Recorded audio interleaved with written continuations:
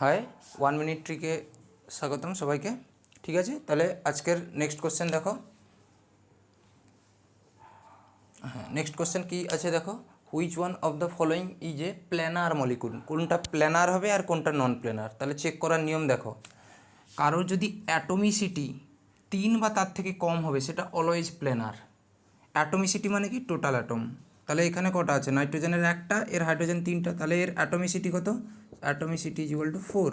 তাহলে এর অ্যাটমিসিটি is equal to কত হবে 4, 3 আর 1, এরও অ্যাটমিসিটি সমান কত হবে 4, তাহলে এরও অ্যাটমিসিটি সমান কত 4, তাহলে এইটা হচ্ছে অ্যাটমিসিটি।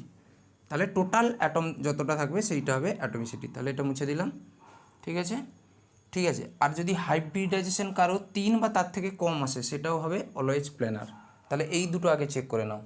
তাহলে দেখো এর হাইব্রিডাইজেশন কত আসছে বলো, এর হাইব্রিডাইজেশন sp3, তাহলে এর হাইব্রিডাইজেশন sp3 মানে কত হবে 4, তাহলে এরও হাইব্রিডাইজেশন আসবে sp3, তাহলে এর হাইব্রিডাইজেশন নাম্বার কত 4, তাহলে এর হাইব্রিডাইজেশন নাম্বার কত sp2 আসবে, তাহলে 3, তাহলে হাইব্রিডাইজেশন যদি অলওয়েজ 3 হয় বা তার কম হয় অলওয়েজ কী হবে প্ল্যানার, তাহলে এইটা হতো প্ল্যানার।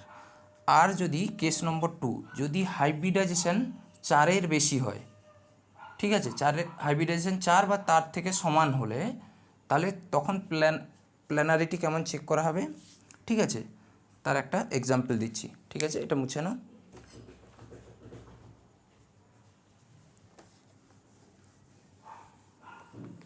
আচ্ছা, তাহলে এটা মুছলাম।